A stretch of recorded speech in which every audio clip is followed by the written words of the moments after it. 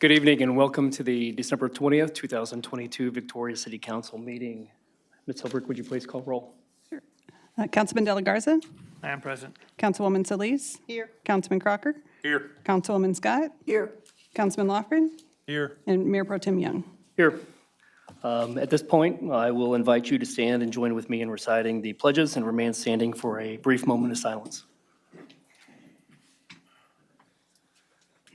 I pledge allegiance to the flag of the United States of America and to the republic for which it stands, one nation, under God, indivisible, with liberty and justice for all. Honor the Texas flag. I pledge allegiance to thee, Texas, one state, under God, one and indivisible.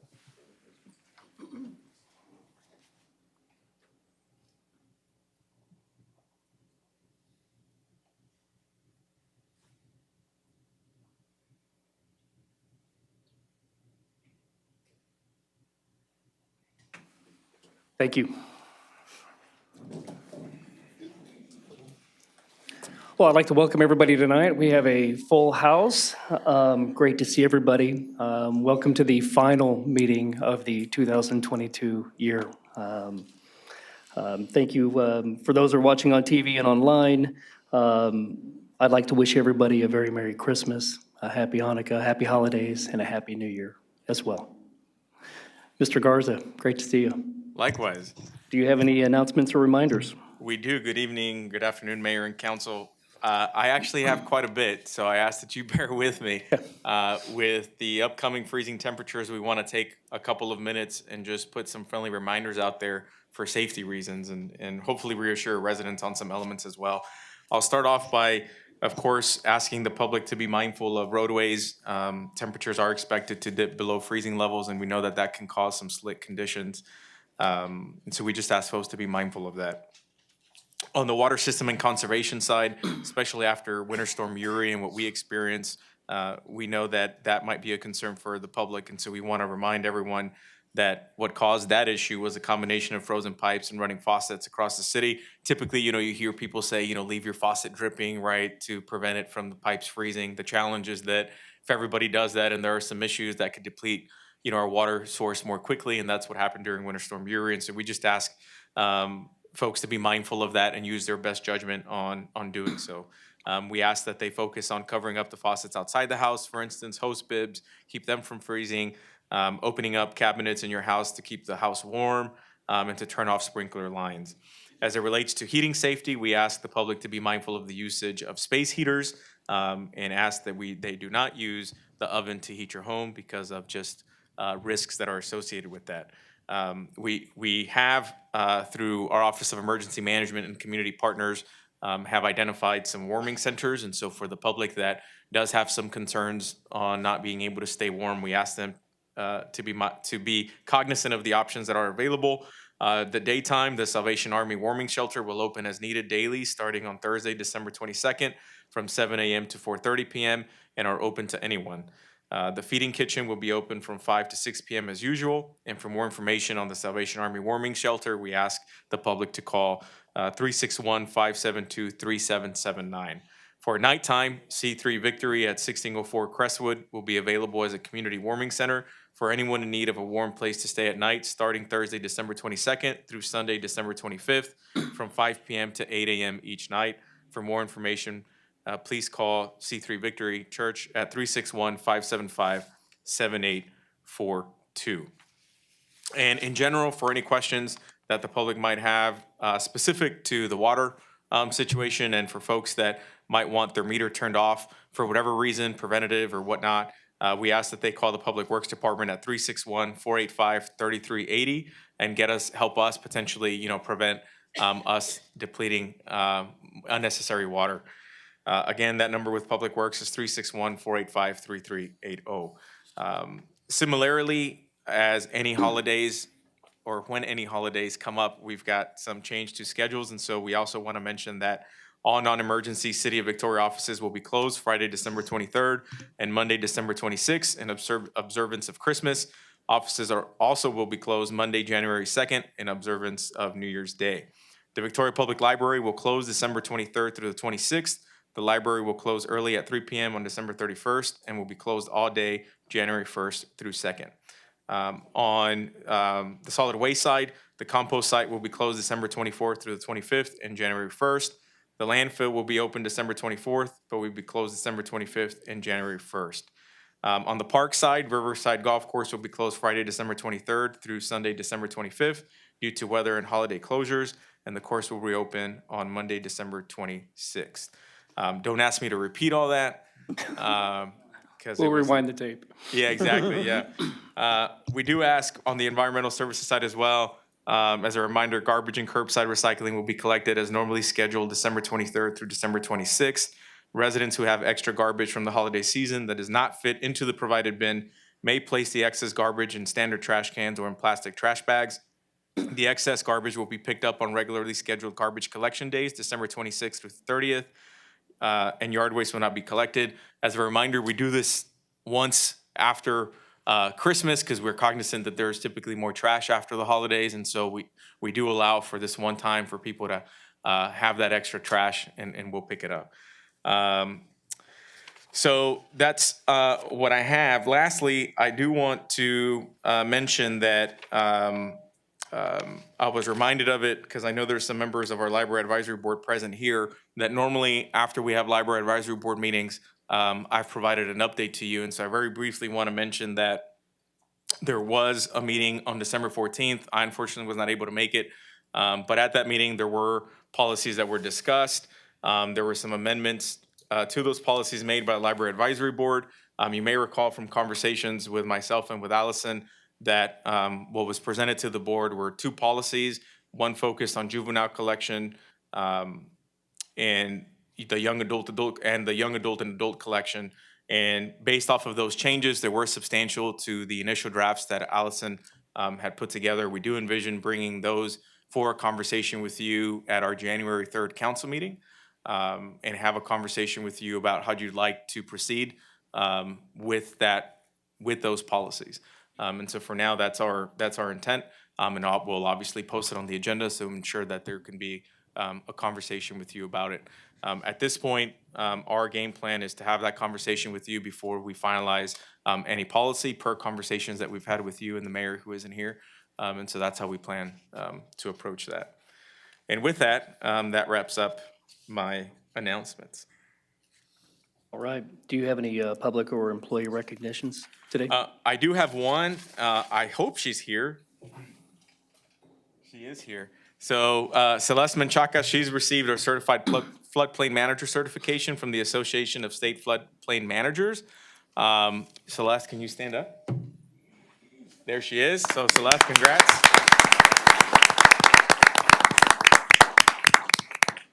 Julie's done a great job in providing professional development opportunities for her staff, and so this is only the beginning of several individuals that are part of her team getting certifications. You know, I mentioned Maggie's planning certification at the last meeting, and I know Celeste is working on hers as well. So they're doing great work in that department. So Wonderful, wonderful. At this time, we'll move into items from council. Anybody?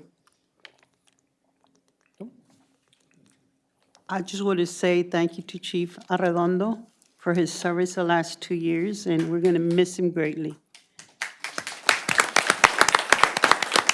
Well stated, Mr. Lee. Thank you. Thank you. At this time, we'll close it, items from council and move into citizens' communication. When I call your name, please come up to the podium, state your name, and limit your comments to 3 minutes, please. Casey Harris.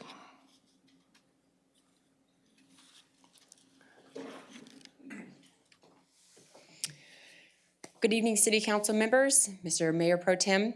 Thank you for giving me this opportunity to come before you with my concerns. My name is Casey Harris. I'm a resident of the City of Victoria. My husband and I have 3 children, ages 9, 6, and 2. We were given the chance to homeschool due to COVID, and this past year, our 2 oldest kids have gone back to school, to give you some background. I want to address the inappropriate age material that is readily available to children and teens in our public library. It was brought to my attention that some books at the library contain this information and material, and the pictures I was shown should make any adult blush. I was then shocked to find that these same books were in the children's section.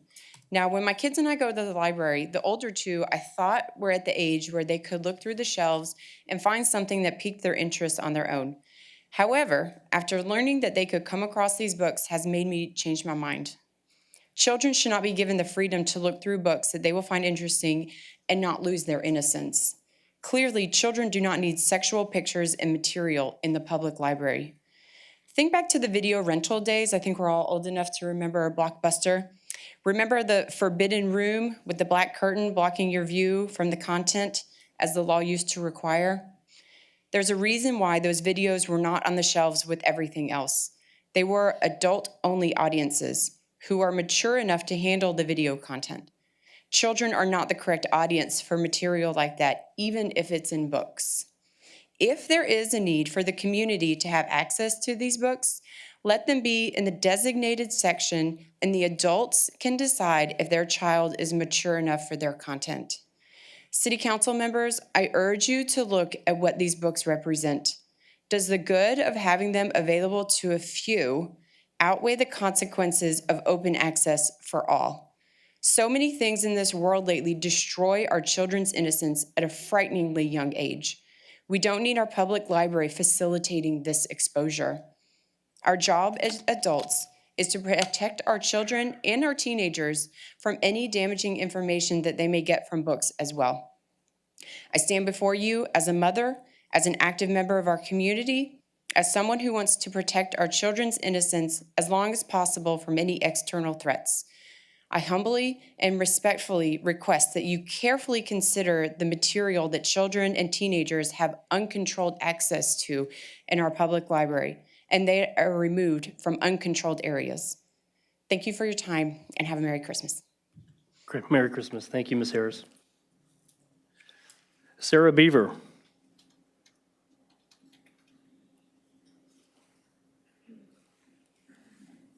Good evening. Hi, good evening. So I'm here to speak to you about my work as a community health worker. And what I do is I connect community members to resources, and most of the time these people are in crisis. I have probably 100 stories that I could tell you of people who have been evicted, are about to be evicted, and they have nowhere to turn. 2 weeks ago, I was at VISD, and I had five mamas come to me, and all 5 of them were on the verge of being evicted from their home or from the hotel where they're staying. So I'm just going to focus on one story tonight. A mama came in, and she has 5 children. Her husband had been working, but he works for a contractor, and he wasn't worked all last month. And then 2 weeks prior, he was let go. And so they were already 2 months behind on their rent. And she came to me crying, asking, like, are there anywhere that I can get any type of help with rental assistance? And right now there's not. There's no funds available in this city. And I gave her the only thing that I could was I gave her some kindness, and I suggested maybe since she doesn't have family in the area to lean on, maybe go to her church family and see if possibly they could stay in a big living room or something, because there was no type of financial help at that moment for them to pay for their rent or pay for a hotel or anything like that. And I had to give her $5 out of my own pocket for baby wipes. And it pained me that that's all I could give her. You know, that's all I could tell her was like, go ask somebody else, because I don't have the resources, and my connections don't have the resources. And that's just one of many. I get calls all day long. My fellow community health workers get calls all day long. Residents of Victoria are desperate for help, and affordable housing can't come soon enough, and there's not enough affordable housing coming to help with this need. I know that it's, putting out fires, looking for rental assistance, but the upstream is taking too long. There's nothing that's helping at this moment. for these families, these people that are about to be turned out in the streets. And it's about to get very cold. Thank you. Thank you, Ms. Beaver. I have a Tirso Alvarez.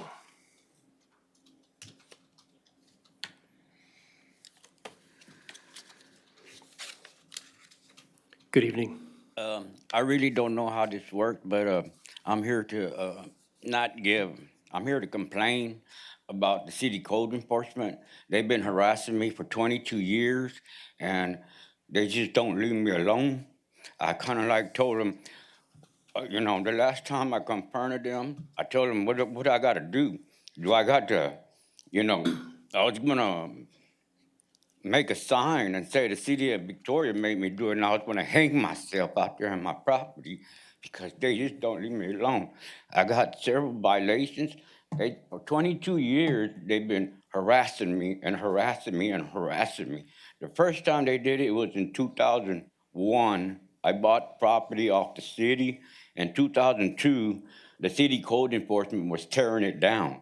They didn't notify me. They didn't tell me nothing. They just said that they notified the previous owner. I said, y'all notified the city of Victoria? They said, no, the previous owner. I said, but the city of Victoria sold it to me. And they just, I got in my pocket right here, well, I think it's in my coat pocket. I got 9 violations on that one property that I'm here for right now. 9 violations. I got 1,400 on one, got 1,500 on another. I got so much violations on that. And they cut my yard, and they charged me $1,000 to cut my yard. I'm like, come on. I put trucks out there. I had 7 vehicles. They hauled them all off my property. And I was telling them, I'm disabled. That's how I do my work. I make money that way. I tear them apart. I sell them for junk. But I can't deal with it no more. I don't know what to do. It's just constant on me. And my brother, I gave that property to my brother. He's got a heart attack. So, when I go out there to work on that property, I don't get paid for it. I'm doing it, for my brother, but they don't help me at all. They just constantly telling me things, giving me violations for one thing or another. My tree fell. They charged me $400 to pick up my firewood. I had firewood stacked up. They charged me $400. They went and picked it up for $400. I was like, I don't know what to do. They just constantly haunting me. I'm already fed up. Hold on.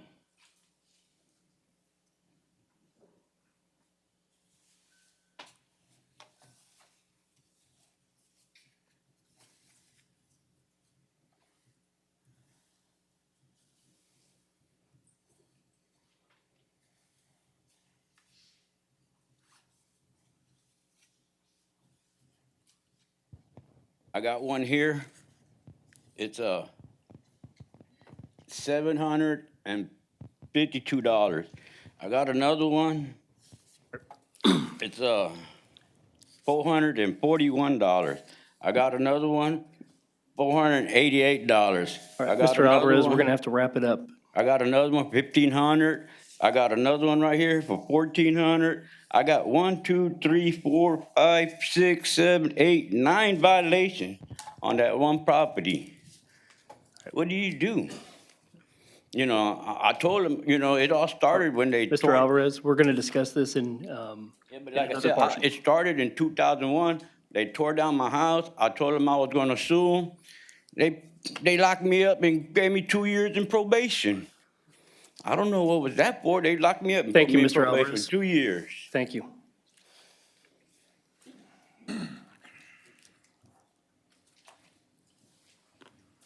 Wanda Ulrey.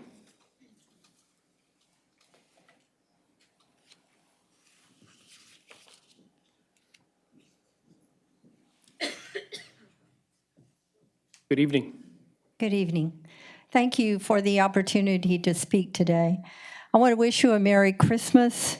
And as you enjoy your family and your friends and observe the happiness it brings when you're watching the children in their innocence, joyfully experiencing the celebration, would it ever enter your mind to invite anything into that time that would cause a trauma that would impact their innocence? In that regard, ladies and gentlemen, I want to thank you for your past attention to the Victoria Public Library with regard to the protection of the innocence of our children and youth in the books, the materials, and activities that are placed in the library through donations and or that are purchased with our taxpayer dollars. I attended the December 14th Victoria Public Library Advisory Board meeting, at which a motion was passed to accept amended adult and juvenile and young adult collection development policies.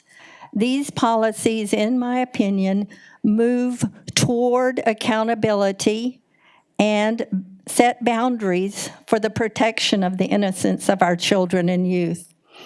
And it is my understanding, and as the city manager said, that these now will come before you as city council members. These amended policies have to come before you before they can take effect.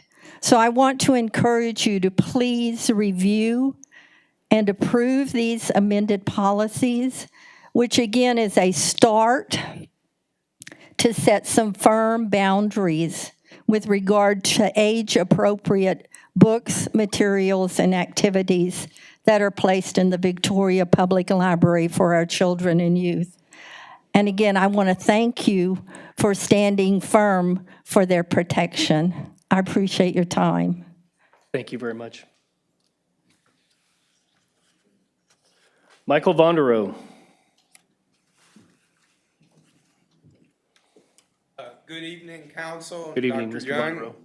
Vonderow. Just wanted to thank Dr. Young for fixing my left foot. You know, I couldn't hardly walk for like a year. He's the best steroid shot person in the world, and I appreciate it. And he does work for the VA, and he's not making a lot of money. It takes like 1,000 years to get your money from the VA, you know, because it's the government. I'm talking about illegal dumping. We have people just dumping trash everywhere, and there's so much, I can't describe it in 3 minutes, but at Family Dollar, where I live, on 609 North Bend, Jordan, someone dumped a couch and a box spring. At Family Dollar, at the Arms of Hope charity bin, they're dumping vacuum cleaners that don't work and loose clothes by the bin and everything else. And by code enforcement at charity bin, they're dumping a whole bunch of seats and a whole bunch of stuff, and it's by the old Sigmores out in the boondocks, so no one would notice it. And at TDECU, they busted a whole bunch of boards so they don't have to go through the walkway the legal way. They just go through that, and every time code enforcement fixes it, they bust it right back down. And they also busted it at Jack in the Box. And then in front of the hospital, someone dumped, it looked like 30, 40 beer bottles, you know, on Hospital Drive and, let me see, North Bend, Jordan. And on 1107 East Oak, they dumped 3 mattresses. And it just keeps on going more and more. And I do appreciate code enforcement for getting those branches picked up on Lone Tree, because these business owners, they ain't going to do it on their own. They have to be cited and stuff, because that's just the way the system works.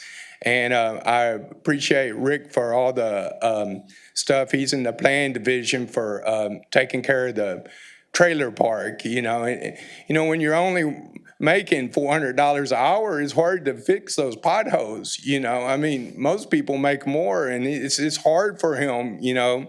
And, you know, he only owns 10, 15 trailer parks, and it's hard for him because he's got to save up some money, you know, and buy another trailer park, and, you know, and he's already evicted or looked for legal technicalities to evict about a third of the people, and I appreciate I think he's trying to make everyone homeless, but I appreciate the city of Victoria what they done for me and everyone else. Thanks. Thank you, Mr. Vonderell. You get the most out of your 3 minutes. All right, next we have Catherine Olson.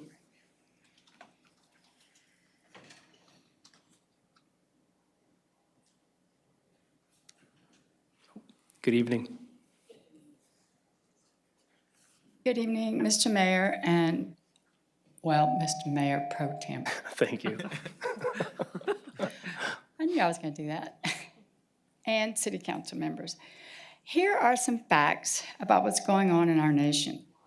In every state in our country except Arizona, Alabama, and Arkansas, there are children being medically altered to give them the appearance of another gender. Not only allowed but promoted mutilation on children whose brains are not even close to being fully developed. How has mutilation surgery ever become legal? Is it legal? In whose world is this not child abuse? Did you know that 7,000 pedophiles were just let out of prison in California after serving less than a year? The crimes included child rape, continuous sexual assault of a child, sodomy with a child under the age of 16, kidnapping a child under the age of 14 with the intent to commit lewd acts, and they are getting out of jail in less than a year? How can this be explained? Sexualization of our children is being normalized.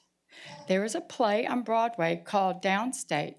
The whole direction of the play is to see perpetrators of child sex crimes in a more generous, forgiving way. Really? You may be saying, I thought we were talking about the library. We are. The whole point of all of our efforts has been to protect children, specifically Victoria children.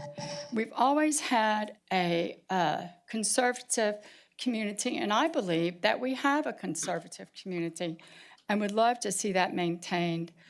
Our government's Build Back Better plan requires the destruction of what exists first before it builds back. The family unit has a big target on its back.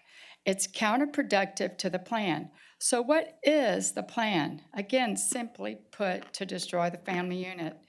Destabilize the future by destabilizing the lives of children.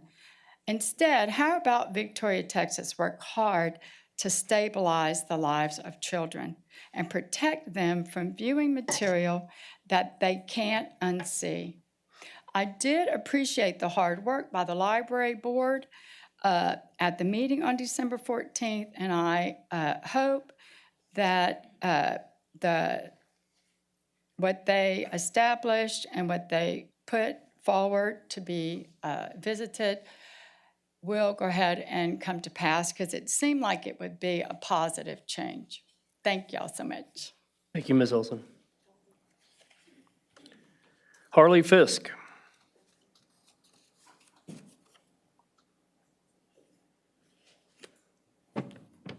Good evening. Good evening, Mayor Pro Tem, City Council members, and interested citizens. I'm here tonight to speak on behalf of Kelly Pierce, who has applied for a position on the Tourism Advisory Board representing downtown business. Kelly could not be here tonight for two reasons. First, this is an extremely busy time of year for hairstylists. All right? Everyone likes to look good. And second, sometimes a client will let her know, usually after the fact, they have been exposed to one of the bugs going around. She shuts down her business until she knows that she cannot pass this bug to anyone else. That causes her schedule to be in flux, but keeps her customers safe. She wanted to be here tonight, but you get to listen to me instead. Kelly opened her salon on Santa Rita in 2010. She was one of the first small retail businesses to open downtown. She operated in that location until 2020, when she purchased and renovated a historic building on Constitution. This allowed her to add additional retail products. Kelly was a single parent during most of this time. She was always interested in expanding business opportunities downtown, but concentrated her attention on getting her daughter through school and then through college. She became involved with various creative outlets, including art, music, dance, and theater.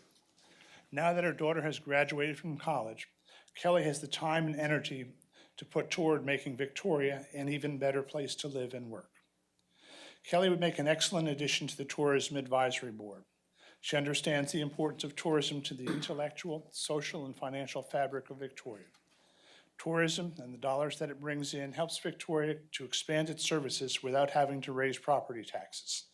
It also adds to the quality of life for all citizens and makes Victoria more appealing for businesses that are considering relocating here. You may have applicants for this position that represent larger businesses, but this position is not about business size. It is about getting someone with heart, someone who truly cares. You will not have any applicant who is more committed and more caring about the welfare of all citizens than you have in Kelly Pierce.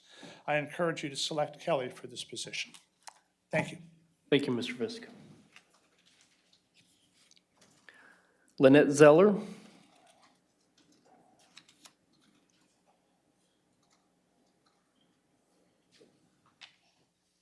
Good evening. Hello, council members. I appreciate y'all letting me speak to you guys. Detrans Voices, Trans Life Survivors, Detransition Advocacy Network, Parents with the Inconvenient Truth About Transgenderism, Tidal Wave of Transgender Regret for Hundreds of People. They don't feel better. What do these articles, books, groups, and networks have in common? All are made up of people coming out of the transgender movement. All have experienced the devastating effects of puberty blockers, chemical castration, and the mutilation of their bodies. They're coming forward by the hundreds, even thousands worldwide now, and telling how they regret their decision, how it irreversibly damaged their lives, how it did not fix the root problem, and how they were lied to. Chloe Cole is one such young person who at 18 years of age is a voice of this movement in the United States. I urge you to look up the story of Chloe Cole. Chloe and others like her all ask the same question. Where are the voices of truth on this issue? Why were more people not screaming out that men cannot become women? Little girls cannot become little boys. 100,000 years after we are dead and gone, if someone were to dig up our remains, not much could be told about us.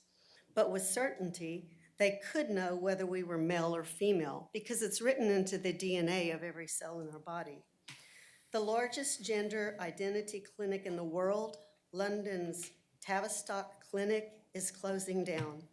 The lawsuits by those who have been forever injured are beginning to snowball. Europe is putting the brakes on gender-affirming care, while in the US, we are rushing headlong into the madness. And why? Do you ever ask why? Well, Vanderbilt University's Medical Center has determined that gender care is now a profit center. Attempting to change one's sex creates a permanent patient, which is a guaranteed moneymaker. We don't hate anyone. Quite to the contrary, it's because we love people, especially children, that we are speaking out. In regard to the library, it's about protecting the children. It's only about protecting the children, and we ask you to stand with us. Thank you. Virginia Hindman.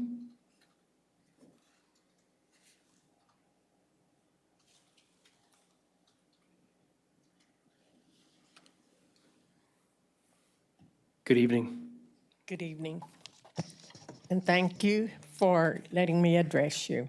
I'm concerned about the library issue as a retired teacher, counselor principal and working with youth and looking at my own grandchildren and looking at the innocence of youth, it bothers me greatly to see that our young ones can go right in that juvenile section of the library and they can see books that would be appalled and probably totally illegal if some person would come up to them and say, look what I have for you, and let them look at the books. Meanwhile, they can go in there and have it right in their little place where they go peruse their little area and all.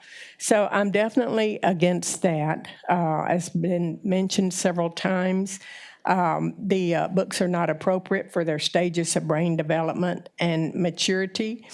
And how in the world, you have to ask, can a preschool child or a young elementary student process pictures of nudity of males, females, and even erotic poses? By nature, children require a long time to grow up, and someone must act on their behalf until they mature. Children are being encouraged to speak of their sexual proclivities at an age when they can hardly think them, and parents are rightfully concerned. Our parents in Victoria are concerned. I had a third grade teacher come up to me and tell me she had a student who was a male, and he said, ma'am, can I talk to you? How do you know whether you're a boy or a girl? How did you decide on that? And that's right here in Victoria. So it is a concern for all of us. A big concern for me is that as the parents and grandparents, we want to protect our children from the grooming influence of normalizing the sexual activities. So basically, we're asking for 3 things on this library placement. Keep the sexual graphics in the adult section or even a designated section only, but not in mainstream traffic patterns of the young. And secondly, be sensitive to the moral standards of our conservative community, as this is funded, of course, by taxpayer dollars. And then we're not talking about banning books, just placing them where it'll be an appropriate area, and young people that really shouldn't be seeing them for any productive reason, they won't come across them. And all of us can understand this because we all have children, grandchildren, loved ones, little school children and all, and we like to see them act as an adult. Thank you very much, and we appreciate your hearing me. Thank you very much. Jennifer Heibel.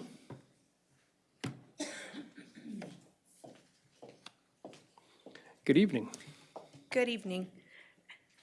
So my name is Jennifer Heibel, and let me start by saying I'm a bit nervous. I'm much better at gathering thousands of people at events than I am speaking to a few people and all the attention on me. So first, I want to thank you for considering me for the open seat on the tourism board.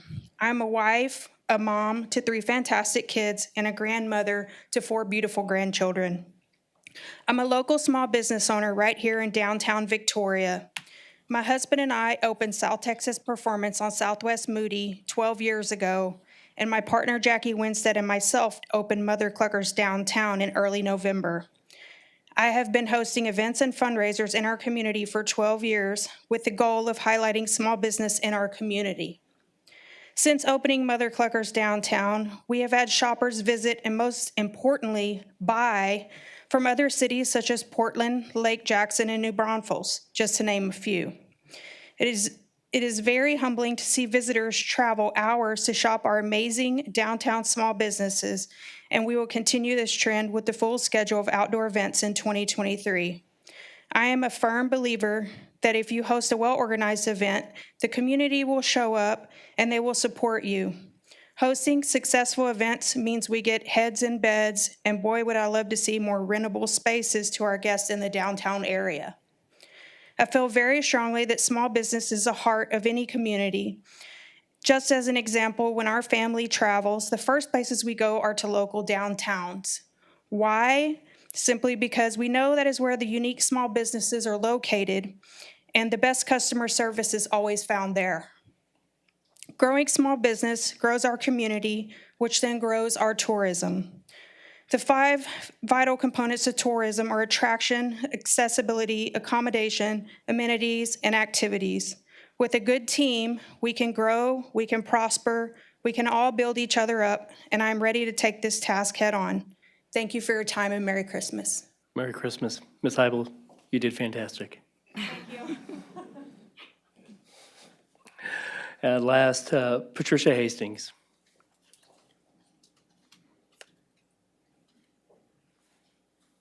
Good evening, Council. Great to see you. Thank you. Great to see y'all too. I'm just here to reiterate my colleague Sarah Beaver's concerns about rent relief.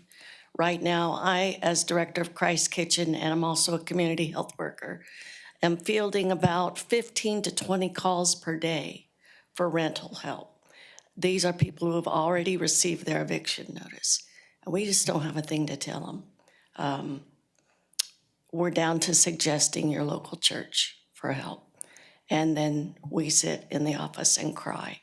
It's come January 1st, we are going to have a growing number of displaced families. So please keep that in mind in considering more affordable housing and rent relief.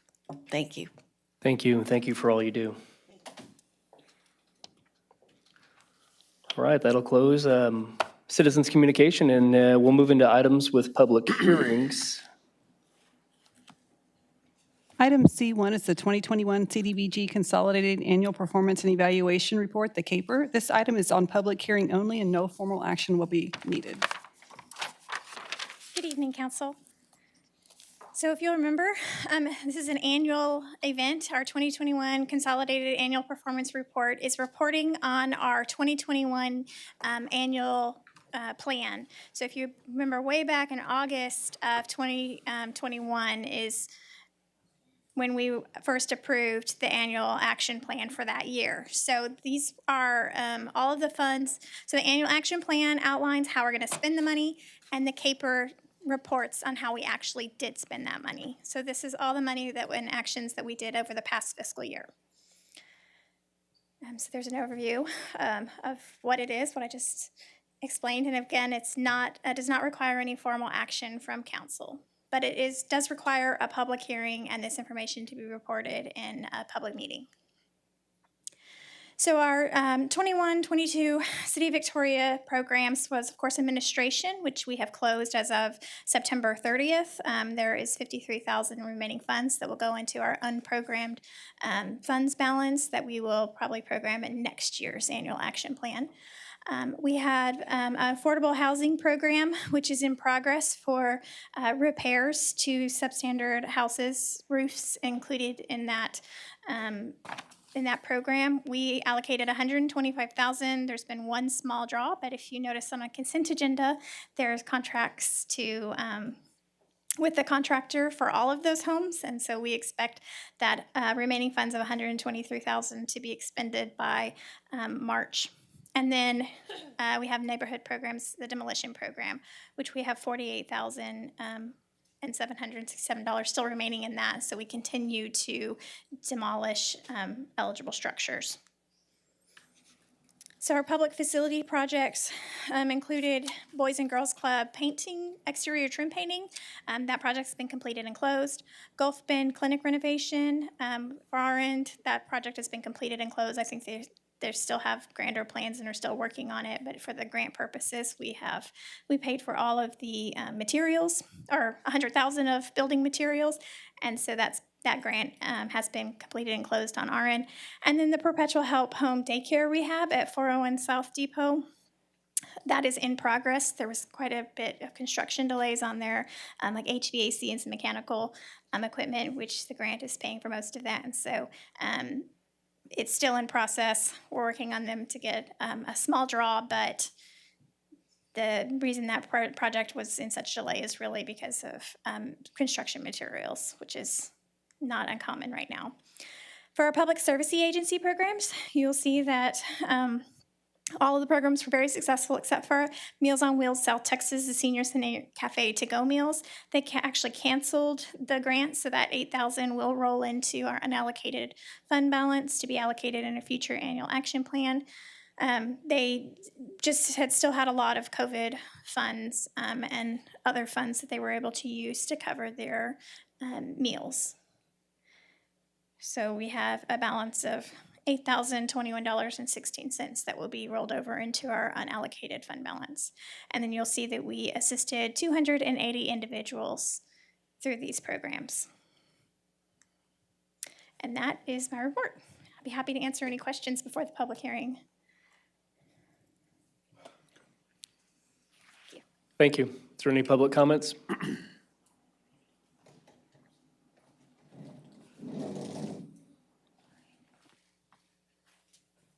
Seeing none, I'll close item C1 and move on to the consent agenda. Item D1 is the adoption of minutes of the regular meeting on December 6, 2022, and the special work session on December 9, 2022. Item D2 is a resolution approving a construction contract with Irrigation by Jason Incorporated for 2 new tee boxes on hole number 9 in the amount of $70,340. Item D3 is a resolution approving the transfer of ownership of a 2007 Ford F-550 brush truck to the Helping Hands program at Texas A&M Forest Service.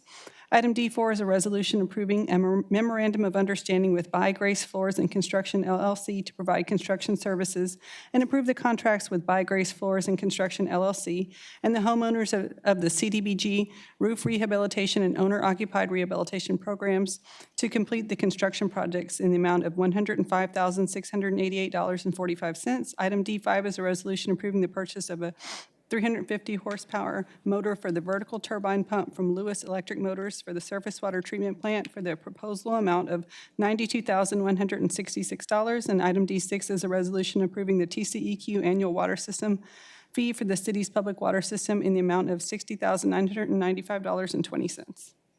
I'll move we approve consent agenda as read. Second.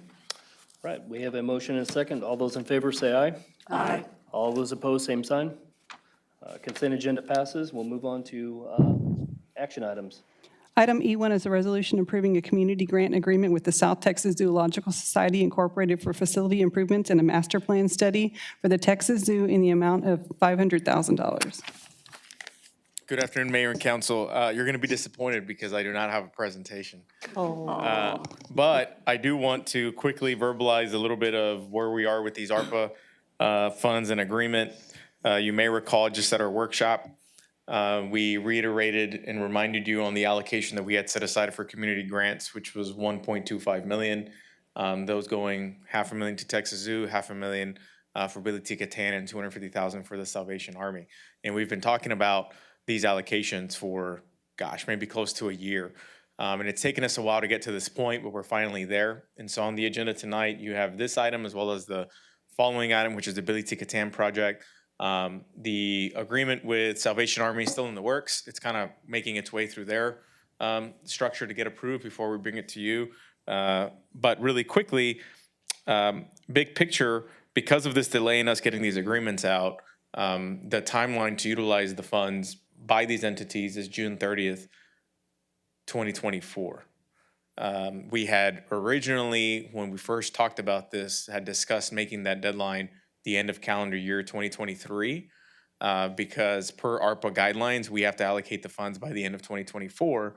So we wanted time to, if they don't, get reimbursed the full amount, or there's any left over, or something happens and the money doesn't get used, we wanted to make sure that we had time to reallocate those funds before the deadline, so to speak. However, because of the delay in getting the agreements going, and because now we just have a better understanding of the rules associated with ARPA funding, we feel confident that having that June 30th, 2024 deadline is appropriate.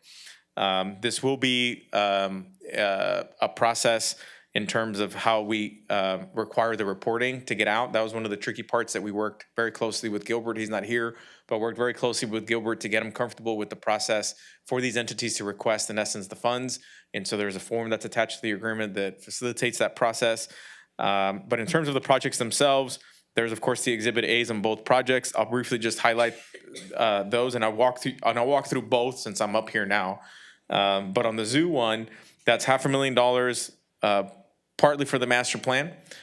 We also did a couple of months ago approve a new agreement with the zoo, which that was a precursor to this. And so thanks to that new agreement with the Zoological Society, we have 2 employees formally on the board of the Zoological Society to ensure that we have a formal involvement with the zoo, since ultimately it's our zoo as well.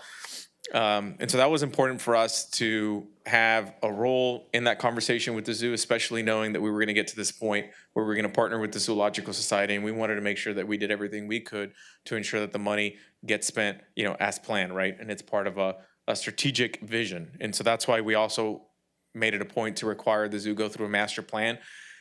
They've gone through a version of a master plan in the early 2000s, but that was more of a architect doing some sketches. We envision this master plan being one that's more traditional master plan, like the ones that we've been through, that have community input processes, that have a survey, that have public meetings, really trying to get the community involved and trying to identify what is the vision for the zoo and how we want it to expand, something that's realistic but also achievable. We think having the master plan will help facilitate their effort to start a capital campaign, right, to fundraise money for improvements, and it might even facilitate our own involvement over time, especially since it's on our property and it's our zoo. So that's critical. Aside from that, some of the funds will be utilized for hurricane flood mitigation, since we know that obviously their physical location inside Riverside Park can be challenging because of that. And then they also have a list of improvements to exhibits. So from the bear exhibit to rebuilding the petting zoo, the lynx exhibit, as well as some safety issues with some railings.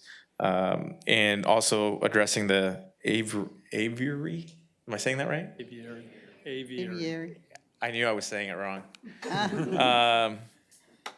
Anyway, you know what I'm talking about. So that's included in the agreement. On the Billy T. Cattan side, their $500,000 is centered on the pre-schematic and project design phase, as well as pre-construction services and site development and preparation. The Billy T. Cattan project, as you know, would be our first ever in-house overnight facility. It would be located in southeast Victoria, near the intersection of 185 and Highway 59. And so we're very excited for that, since obviously we've been talking about that area of town for a while, when we partnered with the Texan Development to build a lift station out there to help facilitate development. We always envision hopefully having more projects out there. And so if it weren't for that investment and that partnership with the Texan for that lift station, it wouldn't even be possible for the Billy T. Cattan site or project to be built out there. And so that in itself proves that when we invest in the investment, it can help facilitate development. In any case, happy to answer any questions that you might have on the agreements. Like I said, I know we've been talking about them for close to a year, and we'll continue to talk about them as they unfold. Excited for the use of the money, for us getting long-term use out of it, be it the zoo, be it Billy T. Cattan. Those are assets to the community that will last for years and years and years. So. And I think Mayor Bachnight and some of you used the word transformational when we first started having the conversation around how to use ARPA funds. And so these community projects definitely fit the mold for that. Any discussion? Mark? I move we adopt E1. I'll second. All right, we have a motion and a second. All those in favor say aye. Aye. All those opposed, same sign. I move we adopt E2. Second. We can, if you, Oh, do you have to why call don't you it read first? it? Yes. Well, let's break it up. Okay. Item E1 passes. We'll move on to E2. Item E2 is a resolution approving a community grant agreement Throw with me Billy T. curveballs. Cattan Recovery Outreach Center for a residential detox and treatment center in the amount of $500,000. There we go. He's, okay. See, he's not making a presentation now. I move we adopt item E2. I'll second it. All right, all those in favor say aye. Aye. All those opposed, same sign. Item E2 passes. Item E3 is a resolution hearing an appeal of the Building and Standards Commission's demolition order for 2507 South Laurent Street. Good evening. So 2507 South Laurent Street is owned by Dominga Garcia, who's deceased. You heard earlier from one of her heirs, Mr. Terso Alvarez, who actually lives on Brazos Street in a home that was recently constructed by the General Land Office. So this is not his residence, nor has it seemed to be occupied since before Hurricane Harvey in 2017. So the Building Standards Commission order was appealed by Mr. Jesús Alvarez's brother, Mr. Cruz Alvarez, who is not here tonight. But this code enforcement case started back in 2020 for substandard structure violations. You can see the photos that are on the screen. These were taken from, in 2020 and 2021. Code enforcement tried to work with the Alvarez brothers to bring the property into compliance. The structure has a lot of substandard conditions, mainly a lot of loose siding, holes in the walls, broken windows, severely damaged roof, deteriorated material throughout the exterior of the building, which includes a lot of dry rot and termite damage. This structure also has some leveling issues and is overall in very poor condition. Therefore, the Building Standards Commission ordered a demolition order at their last meeting. So these are pictures that were taken today. You can see that there has been some metal siding that has been put over the exterior of the property, but the substandard condition that exists still exists underneath that metal siding. So for the property to truly, or for the building to truly come into compliance with our building codes, the metal siding would need to be repaired. The actual foundational issues of the structure would need to be repaired, such as removing all of the dry rotted wood, termite damaged wood, leveling the foundation, making those repairs, and then if they wanted to finish the building off with metal siding, then it could be put back on. So while there has been minimal work with metal siding being added to the building, none of the actual repairs to bring the property into compliance with our property maintenance codes have been done. So here's some additional photos that were taken today. There's also other violations of a lot of junk and debris on site. And so because of this, staff does recommend upholding the Building Standards Commission's order to demolish the structure. And I'd be happy to answer any questions. Did you say it had been vacant since 2017? At least.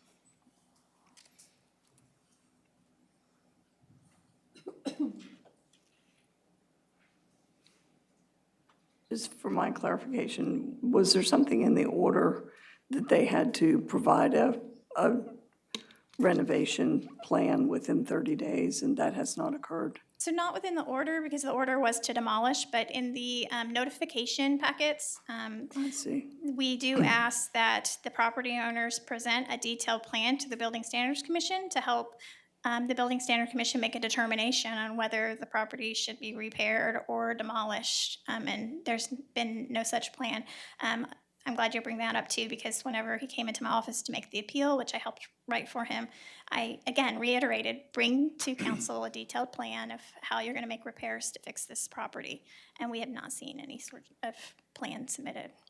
And I believe some of the materials that we saw say that at one time there was a permit for repairs that was issued? Yes. And were those repairs completed? No, the permit still remains open because work is not. And how long ago was that? So I'm not sure the date on when the original permit was issued. Rick, in 2021, and the permit will continue to stay open until the work has been completed. We look at it in 6-month intervals, and if nothing's been done, we usually extend it. I just have one question. You know the bills that he was talking about that y'all charged him for? I wouldn't think the property would look like that bad.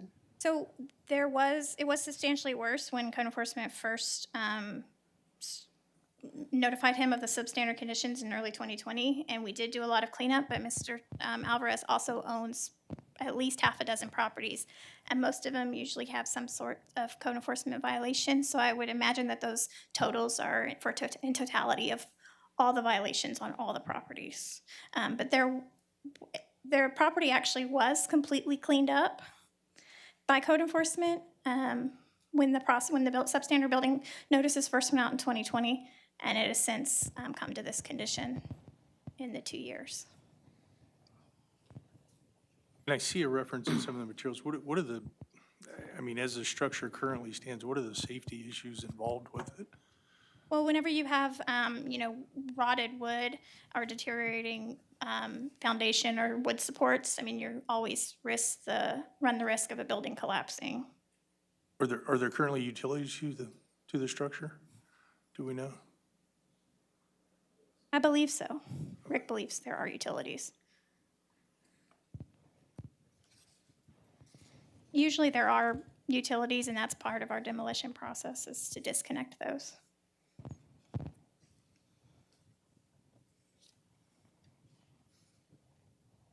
Has he ever been here before us?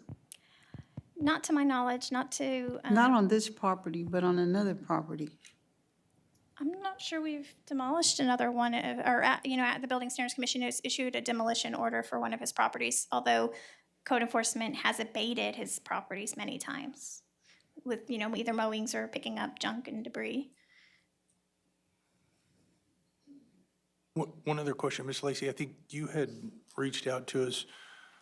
What are the options that council has on this item today, and what are the next steps involved with those options, if you would, please? Sure, yes, sir. So the way that we wrote the resolution was that the city council votes to deny the appeal and uphold the BSC's decision.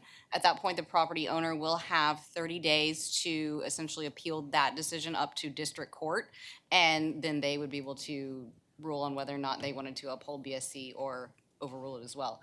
Y'all also have a second option to grant the appeal and reverse the BSC's decision. That will essentially send this case back down to code enforcement and back to the Buildings and Standards Commission, and it will come up at their next meeting. So essentially, you would open the case all over again. And that meeting is currently tentatively scheduled for February 28th. So they would then have at that time the chance to see whether or not, again, any of the repairs had been made in the roughly 2 months that would be between now and then. Does that make sense? Okay. Yes, thank you. Any more discussion? I was just going to say, it appears to me that there has been some cosmetic repair work done, but all it did was hide the underlying problem. Yes. And, so the question is, are we just going for appearance, or are we going for the safety of the neighborhood with a building that, now looks safer than it really is? And that kind of persuades me. Do we have any pictures of the internal structure? No, we do not.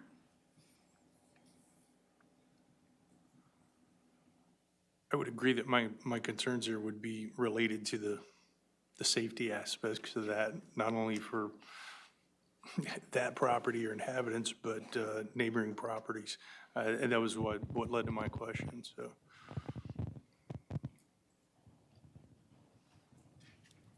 I move we uphold the Building and Standard Commission order to demolish the structure. I'll second. Okay, we have a motion and a second. All those in favor of item E3, say aye. Aye. All those opposed, same sign. Item E3 passes. Mayor Pro Tem, if I may, just very quickly, I forgot to mention that Daniel Barrientos, the Executive Director of Ability Cattan, is here, and I know he took some time this evening to be here in case you have any questions or wanted to learn more about that project. And so I apologize for not acknowledging his presence when that item came up, but he's here and he's available if you wouldn't mind. Yes, if you'd like to come up, say a few words. We'd. Did he do a presentation, or? Yeah. Good evening. Good evening, Mayor. Thank you for joining us. Good evening, City Council members. Just want to say that we're really excited to be starting this project, and are excited about the partnership with the city and just all the unwavering support that we've gotten there from the community. As y'all well know, or maybe you don't know, having a detox in residential is going to be big for Victoria and the surrounding communities, but especially for Victoria.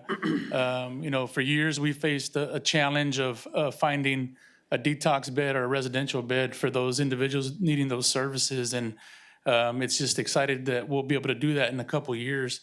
Everything goes as planned, that we'll be able to do that here in our own community. So we're just excited and ready to move forward with that project. Right now, we anticipate that the completion day will be the summer of 2025, as far as the building is up and running. So I know time flies by really quickly, so, but we're prepared.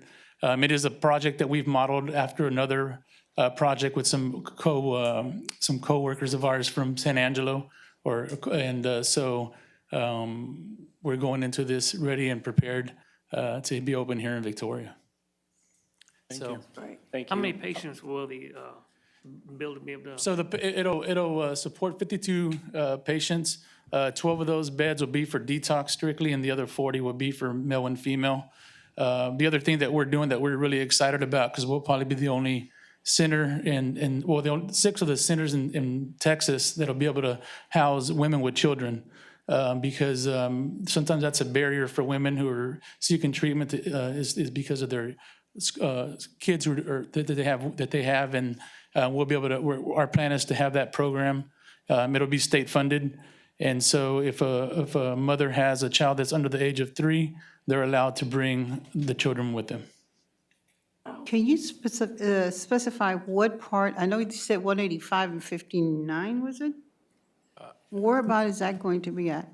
185, no, it's on the Bloomington Highway. Right, I understand that, but how far out? It's in essence behind the Texan. Behind the Texan. Oh, okay, Yeah. okay. Yeah. I didn't know whether it was on that side of the Texan or this side. Yeah, That's good. right adjacent to the Texan, but about 10 acres behind the Texan, so. Oh, okay, And good. I'll show you all a map. Okay, that one. Good. Any other questions, comments? Thank you very much. Thank you. Thank you, appreciate it. Thank you. Thank you. Wish you all the luck.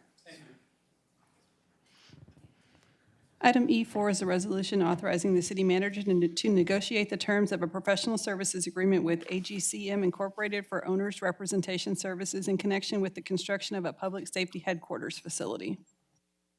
That was a long title. Good evening, Mayor Pro Tem and Council. Tonight, I want to talk to you a little bit about our public safety headquarters process. Change it. Oh. So we have, as you know, in October, through a request for qualifications, procured FGMA for design services as an architect. Our next step was to solicit an owner's representative to help us through the process of ensuring that we're asking the right questions, that we're monitoring things on the ground during construction, that we're correctly procuring the construction manager at risk that we'll use in the future who will become a general contractor. Someone who, a firm who's been there, a firm who has done projects like this more than we have, and a firm who has the capacity on staff to do things we don't. And so as a result of that procurement, in early December, we were able to interview and select AGCM as the firm we'd like to work with. They've already started working with us. Today they spent all day in meetings, so we probably should have asked you before that, but they did spend all day today with FGMA and with our staff in some design plans. We started the schematic design process.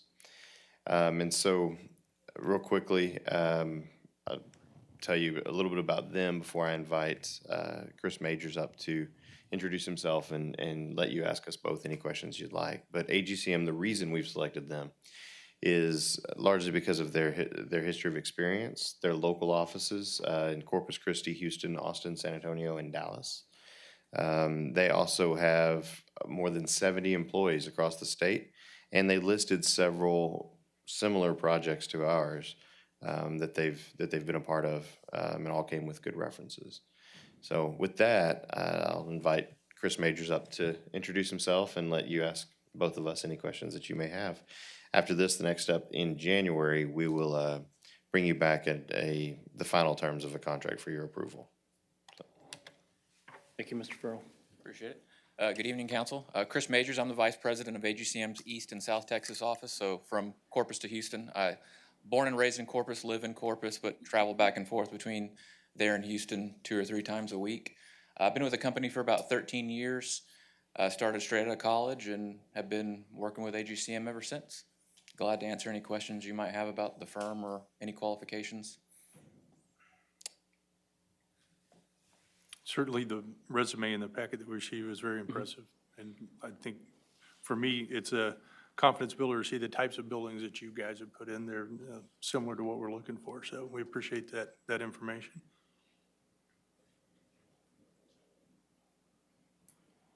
Look forward to working with you, Mr. Majors.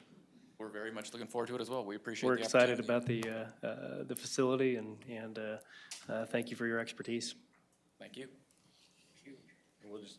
We'll just ask for, if you're open to it, a motion to approve the resolution authorizing us to negotiate. I move we accept E4. Second. All right, we have a motion and a second. All those in favor say aye. Aye. All those opposed, same sign. Motion passes. Thank you. Item E5 is the appointment of members to the Tourism Advisory Board.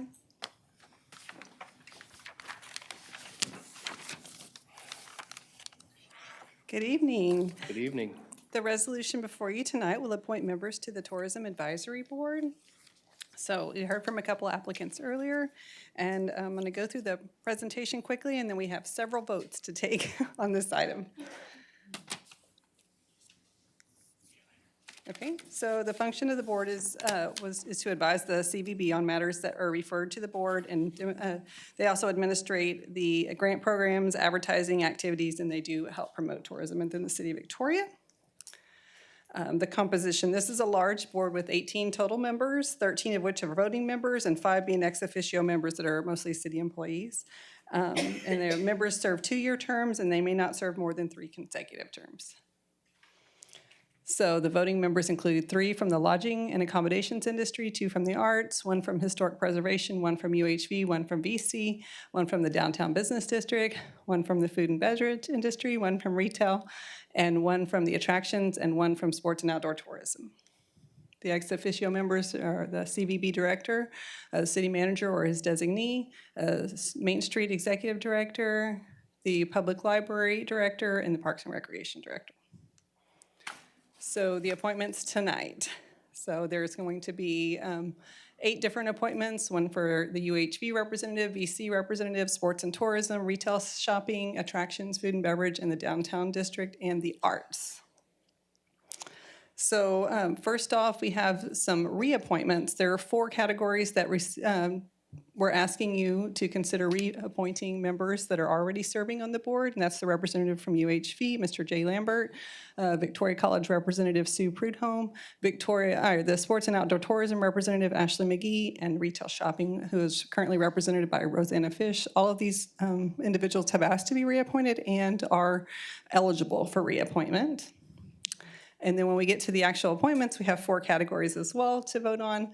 That would be attractions, food and beverage industry, the downtown business district, and arts. So first off, I'm going to leave this screen on for a while since we're going to be voting, but the first vote would just be a verbal vote. I would ask you to consider placing the names of the 4 individuals that are up for reappointment into the resolution, which would be Jay Lambert representing UHV, Sue Prudhomme representing Victoria College, and then Ashley McGee representing the sports and outdoor tourism, and Rosanna Fish representing retail shopping. So those 4 are the only applicants in their category, if you would, and they're also currently serving on that board. Any opposition to all 4 of them being reappointed? Motion, we reappoint them. Thank you. Second. I think we'll take that as an all. Yes. Okay. So the next vote we'll actually do by ballot, and the ballots have all been placed on the dais, and the first one that we want to consider is the applications for the attractions industry, which is Kelsey Wilson and John Ann Welch. So if you'll make sure you have the right ballot there, it'll say tourism and it'll say attractions. And if you want to vote, I will come down and get those real quick. Is there a requirement that they live in the city limits on this board? Not for this particular board. Thank you.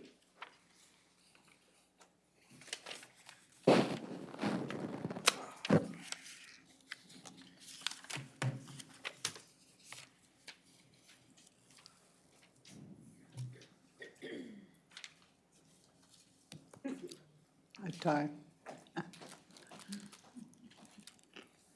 So I had a feeling this was going to happen. We have a 3-3 tie. So we can do this a couple of ways. We can try voting again to see if somebody wants to change their vote, or If you wish, Mr. Garza, we could delay until we have a full council. Can we flip a coin? We can flip a coin. However y'all would like to proceed. We have one more. We'll Do another go vote? through and see if it Okay, so changes. same industry. Yeah, I was going to say, give me a minute to look at the resumes a little closer. Yes, ma'am. We'll call Jeff right now. There you go. We'll see if he answers. Yeah. Put him live on. I will state that the ballots all do include council members' names and are available for review in my office if anybody chose to do so, because we cannot vote by secret ballot.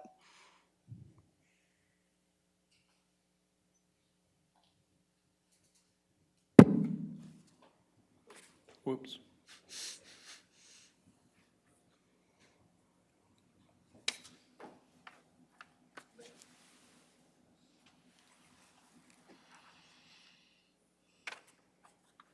I read him, but I read him a couple of days ago.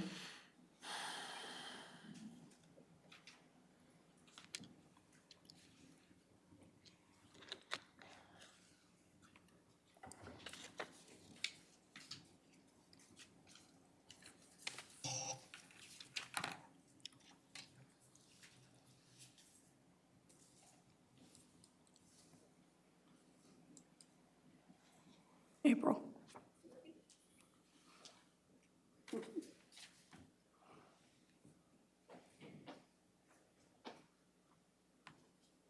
So it's a tie again. Nobody broke? No. Or maybe two people broke and it was like, Yeah. like canceled each other out. Well, we can just wait Okay. on that one. We'll hold on that So one. for this That's fine. particular, But you're gonna have to vote the same though, next time. so we can move on to the next category, No pressure to the mayor. which would be the food and beverage industry, where we have Jennifer Williams and Brian Keith.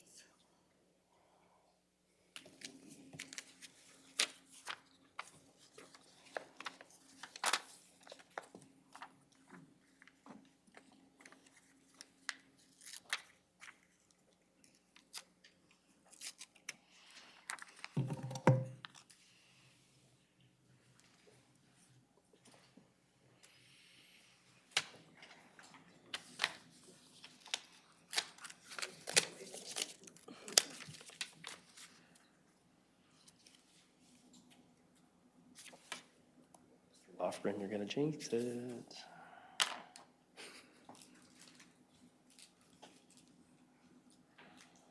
We have to stop when we keep going this. So it's tied again. I mean, I guess the other option would be we could delay the. How about I was gonna say, why don't we, can we delay this item and put it on? Will that matter for? This particular board meets quarterly. Yeah, so it'll I be think- fine, it'll be fine doing Let's it do on that. January 3rd. I'm sorry.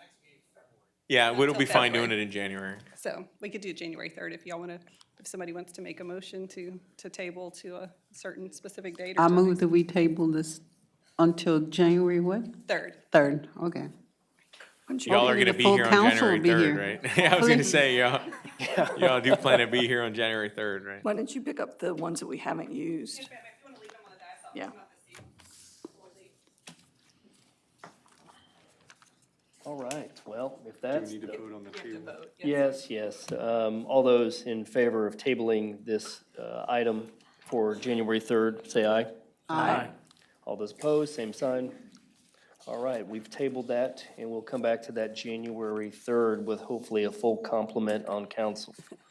I Let think it be speaks known that to- that's the mayor's fault. Mayor Pro Tem, I think it speaks to the quality of the people that have applied, that we're all. I do as well. Well stated, well stated. We're very fortunate to use very good applicants for these positions. Always tough. Okay, moving on to city manager reports. Mr. Etienne. Item F1 is the neighborhood revitalization projects update. Good evening. Good evening, Mayor and Council. So today I will provide you an update as to where we are with the effort to revitalize the Queen City neighborhood. So, Mayor and Council, as you know, the 20 35 comprehensive plan's mission, or says that the city's mission is to enhance livability. And that's livability for all of our residents. Clearly, we have done a great job. The city of Victoria has a great quality of life. However, we do know that there are some neighborhoods that need to be revitalized. They need a facelift because some of those neighborhoods are being left behind. So, council's support, we've targeted 2 neighborhoods to start off, which is Queen City and Silver City, to do a targeted neighborhood revitalization. So tonight, I'm only going to talk about Queen City and then talk about Silver City in the spring. So you said, Mike, what is neighborhood revitalization? Well, I've been involved in neighborhood revitalization for a long time, almost 30 years, actually. But it is an intentional effort, as you can see on the screen, to enhance livability in targeted areas by making visible improvements. We want to see houses repaired. We want to see streets repaired, right? It has to be visible. The second is improving perceptions. We know there are some neighborhoods that people say, well, don't go live in those neighborhoods because of the negative perceptions. So we want to change that perception. And of course, the third is making lasting impact on the quality of life of the residents. So the ultimate goal is to enhance and empower residents to revitalize their neighborhoods. Again, the key word is empower. You want to empower the residents to improve their quality of life. So Victoria's revitalization plan is equity focused. What I mean by that is that we are targeting our worst off neighborhoods, those that have been hit hard by vacant and overgrown lots, with vacant rundown houses, concentration of poverty, poor infrastructure. So the initial 2 neighborhoods, again, are Queen City and Silver City, and you can see them on the map. So Queen City, I'm sure you know where it is, and of course, Silver City on the south side of the city. So with regards to Queen City, so where is it and what are the boundaries? So Queen City is essentially in the central part of the city. If you look at the actual square miles, about 0.14 square miles with 88.4 acres. So this map here shows the study area. So if you, in terms of the boundary, you have Loma Vista to the north. To the west, you have Navarro. To the south is Red River. To the east, Laurent. So that's the boundary of the study area. And within the map, you can see the location of the Queen City Park, which is the smaller park, and also Will Rogers Park. And then in the yellow is Christ's Kitchen. And Christ's Kitchen has been a major partner in this revitalization effort. So you can see the demographics in terms of who live in Queen City. You have about 1,585 people who live there, 20% poverty rate. But there's a good thing, that 60% of the occupied housing units are owner-occupied. So there is some positive in the neighborhood. You have lots of homeowners. So this revitalization effort has 10 specific strategies that we are working on to essentially enhance livability in the neighborhood. The very first one, which is critical, is community engagement. And the lead for that is Trish Hastings with Christ's Kitchen. It's critical for community engagement because that's where you build trust with the neighborhood, by engaging the residents. If you don't engage the residents who live in Queen City, you will not build trust. They will not trust you. So we are engaging the residents. We meet with them regularly under the leadership of Trish Hastings. The second strategy is code enforcement. And that's, of course, to address health and safety, to make sure that the vacant houses and the vacant lots are addressed. And our goal is to achieve compliance. We want the property owners in Queen City to comply with the codes.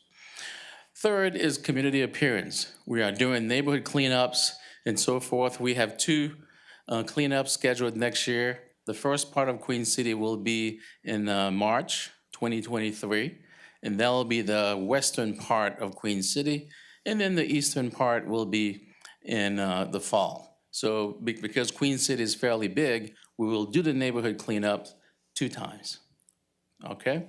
So in addition to the neighborhood cleanups, we're looking at neighborhood parks, little parklets, because again, it's improving the perception. We want to improve perception. The fourth one is public safety. And Chief Arredondo has been a key player in this, attending the neighborhood meetings. We're looking at, the chief has been leading more community policing, the bike rodeo, essentially is engaging the residents, more community policing to build trust, at the same time enforcing the laws. 5 is neighborhood park improvements. That's a very big one because we have 2 parks in the neighborhood, and one of which is the Queen City Park. And Queen City Park is seen by the residents as a non-contributing park. It's not really an asset at the moment because of the vagrancy, and so forth. So we are looking at, through the committee led by Jason Alfaro, our Parks Director, to look at ways we can revitalize that park. How can we make the park or turn the park into an asset for the neighborhood? And 6, of course, street improvements. As you know, Council, we have $1.5 million in the CIP residential street program, and that $1.5 million is going into Queen City, where we will do seal coats in the entire neighborhood, starting in February of next year. So we're looking at all of the streets being, point repairs, level up, and then seal coat throughout the neighborhood. That's a $1.5 million investment in Queen City. Number 7, of course, is transit. So we have Michael Leda with GRPC, essentially looking at the bus stops, right?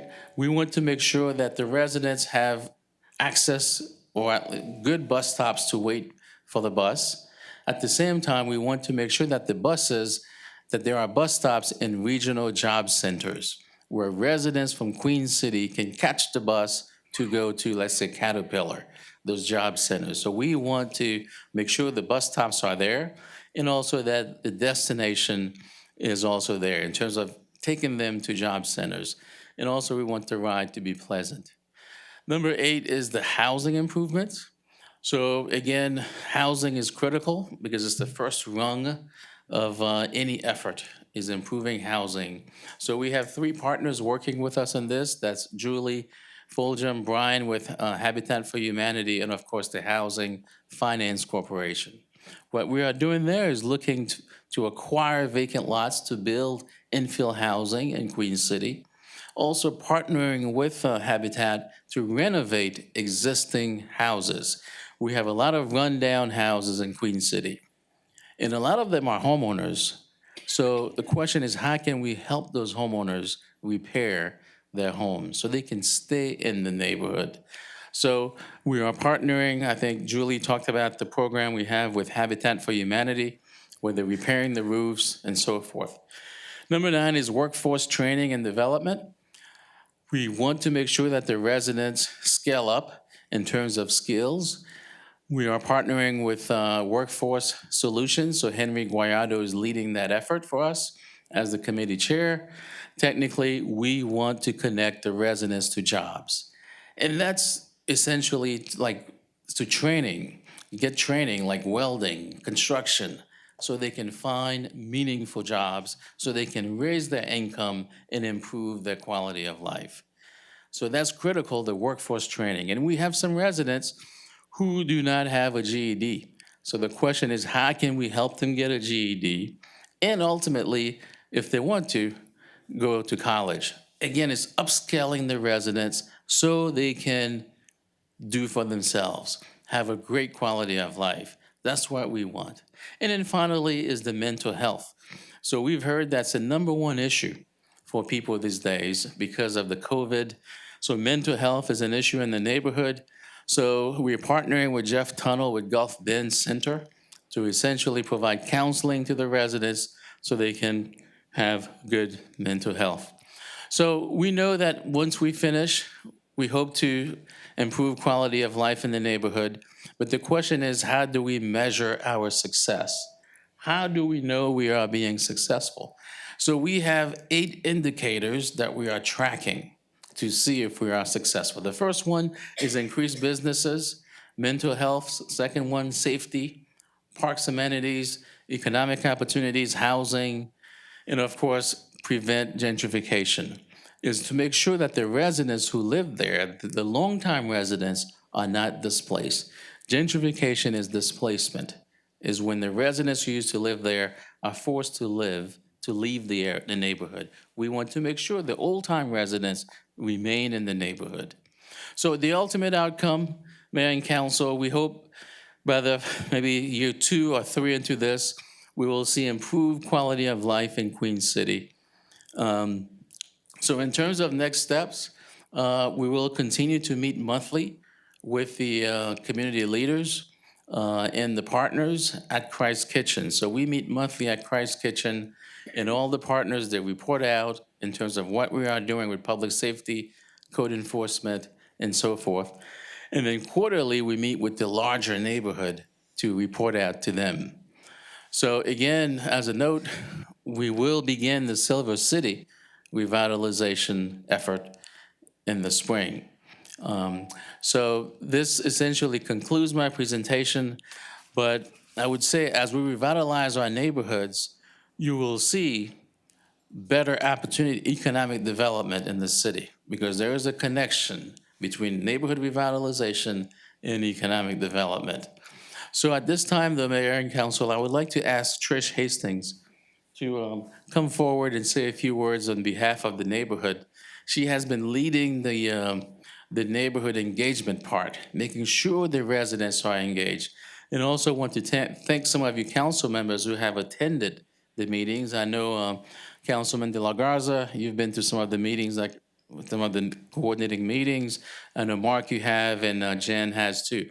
But hopefully we'll see you there when we have the meetings. But at this time, let me ask Trish to say a few words. Thank you, Mike. I don't really have much to add to what he had to say. He did just a fabulous job in explaining the process. I love that he uses the word empower. We really need to empower the Queen City, Will Rogers area. We began our effort about 4 years ago in collaboration with Be Well Victoria. We decided we would focus on developing relationships within this community to earn and gain trust. And it's been a slow process, a very slow process. It didn't help that we had a pandemic in the middle of it. But we have added to our collaborators. Now Midcoast collaborates with us, the Humility Project, the Homeless Coalition, Gulf Bend, Health Disparities. And as I said, it's been very slow. We have used monthly community meetings and events to invite the community to engage with us, and so that we can get to know them. Specifically, we also meet weekly with a community resource center at Christ Kitchen, which has really allowed the community to build trust with us because we're connecting them with the resources they need. I said we began this about 4 years ago. 6 months ago, the city engaged with us, and we've begun to collaborate with the city. We came up with a plan to survey our neighbors, not just tell them what we thought they needed, but to survey them and find out what they thought they needed. And we did just that at one of our monthly community meetings. Mike, did you want me to touch on some of those results? Very briefly. Very briefly. And I think that Keisha can provide the survey to you at any point in time, should you want to see it. Most of our neighbors really want that park cleaned up. And they want to feel safe. They want more police presence. And they want the neighborhood picked up. So I think Mike mentioned that we have a cleanup scheduled for the spring. I've identified 3 community leaders that will block walk with us that the people already know in order to get buy-in from the community for this cleanup. And I think with this initial cleanup project, we really will empower Queen City and Will Rogers to take back their neighborhood, to take it back. And they live there because it's affordable. And as Mike said, most own their homes, which is great news, but it's also an older population. So that's where we are right now. We are excited to continue, and we need full engagement from everybody. And it's been a pleasure to work with all the department heads and Habitat for Humanity as well. So thank you. Thank you, Ms. Hastings.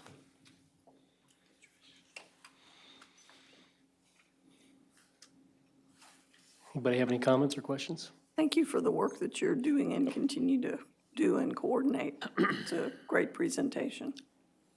Thank you, and I would be remiss if I didn't thank Keisha Smith. Where's Keisha? She's in the back. She's been very helpful helping facilitating the meetings as well and collecting data. So thank you, Keisha.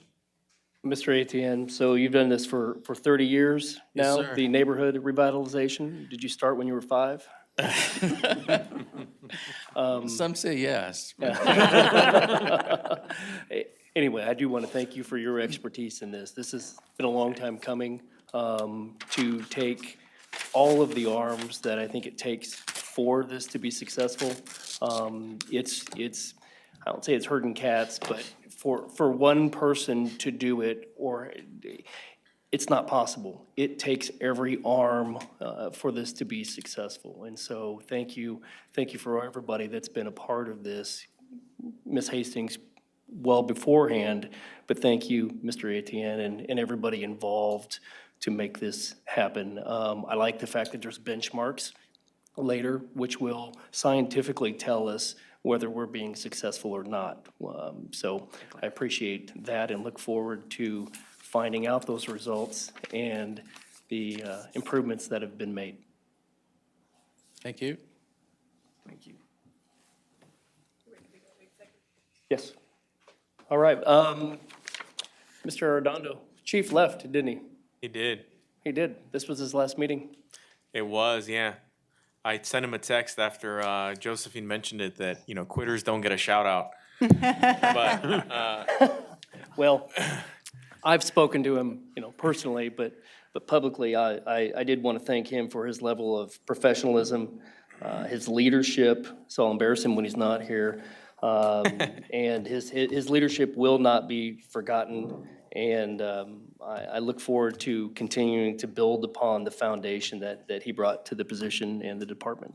So he's not here to receive that, but yeah, and I I've echo that. spoken to him Obviously, publicly, personally as obviously, well. I joke with him about it, give him a hard time about it. But I should have been more prepared to address it while he was here earlier in the meeting, and so I did text him jokingly and apologize for that. But we definitely are grateful for his service for his 2 years here in Victoria. He definitely helped transform and move the police department forward, which is only going to make it that much harder for us to find our next chief, which is a process that we already started. And so we appreciate his service, and I know that he's going to definitely stay plugged in because I know he wants to see the new building come through. And so I expect that this won't be the last time that we see him. So. Well, I look at that as he'll have to watch the meeting online to get his kudos. We're Channel 15, Yeah. right? Absolutely.